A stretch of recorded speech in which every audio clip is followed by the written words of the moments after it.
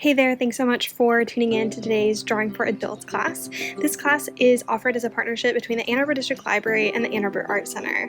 So today we're going to be drawing these really cool landscapes, eyescapes. I don't know what we would really call it exactly, but we're going to be drawing an eye first, and then we will turn it into kind of a landscape, I guess. So building a landscape around the eye.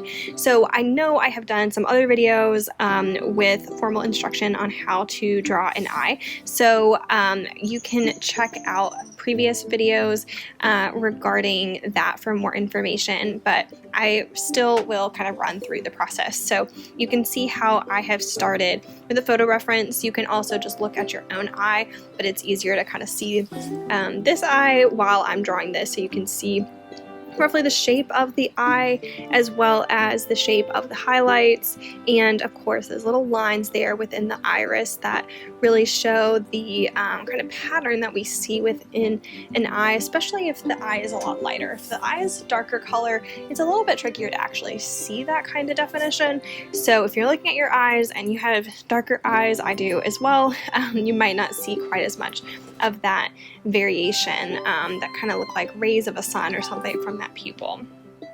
But here you can see the way that I am shading this, because even though the focus is going to be mostly on the landscape element of our drawing today, you still want to pay attention to the eye itself, right? It will be most compelling when you have a really thoroughly, technically well done work of art in all areas, even if you want to have more of the natural scenery to be a little bit more rendered.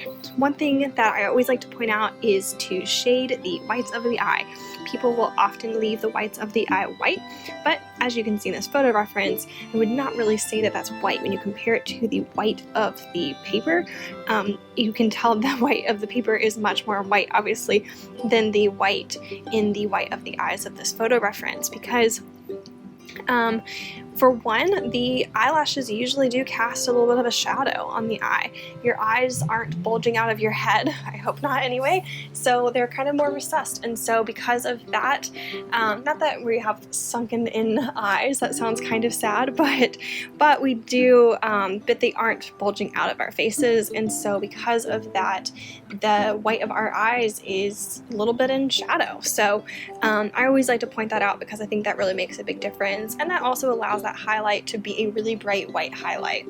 So now you can see I'm putting in some eyelashes. Really look at the direction of those lines. This is not by any means a absolutely perfect eye drawing, so it's not, there's definitely some flaws here. It's just a quick little drawing, and by quick little drawing I mean probably an hour and a half's worth of work here, so it's not exactly a quick drawing. It definitely took me quite some time because it is pretty big, even though you're probably just seeing on a small screen. So though you can see here that I have shrunk it a little bit for the purpose of creating this landscape. So now that I've got my eye done, I'm blending a little bit, kind of smudging a little bit of the edges here.